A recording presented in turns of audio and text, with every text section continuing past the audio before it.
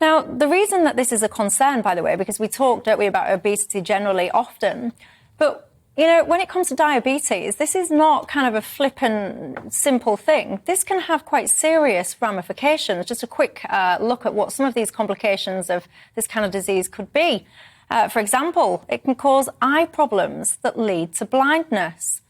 It can also lead to kidney problems, and it can cause heart attacks and strokes as well.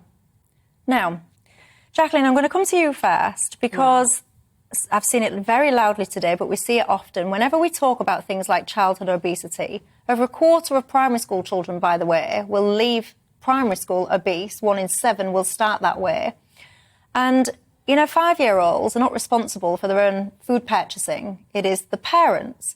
The calls that I hear louder and louder and louder is it's the government, it's your government that is letting people down.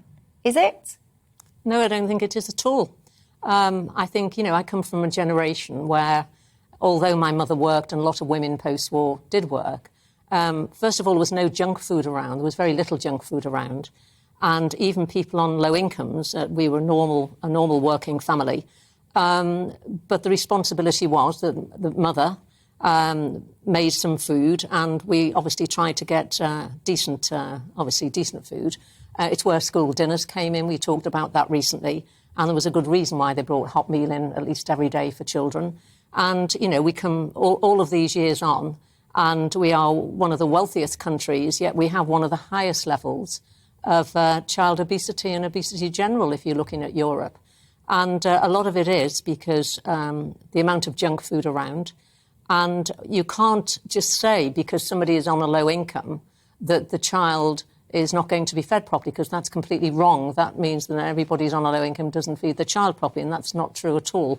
So I think there's a lot to be done, but it's got to be down to the parents, I think, at the end of the day, to determine what their children are going to eat. See, Marianne, I've got quite a harsh view on this, and many people will be critical of my opinion, but I think I've got a child. I know you have too. I've got a very young child. If I was to make my child kind of quite malnutritioned, if he was there sitting skin and burns, pale, all the rest of it, people would be saying, I'm abusing my child. I would run the risk, probably, of having him taken away from me because I'm failing in my parenting. It would be akin to abuse. And I actually apply this to the other end of the scale. I think if you are a parent who has a young child who is obese to the point where you have now, your child has got type 2 diabetes. I've just read out some of the examples there of the lasting serious health damage that you are doing to your child by enabling that situation. I actually feel it's akin to child abuse. Do you agree with me or not? I think the condemnation doesn't necessarily help with the solution.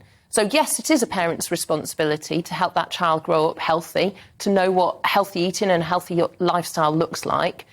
But you wouldn't necessarily chuck the parent in jail. You're not going to fine them. You're going to help them do it better, right?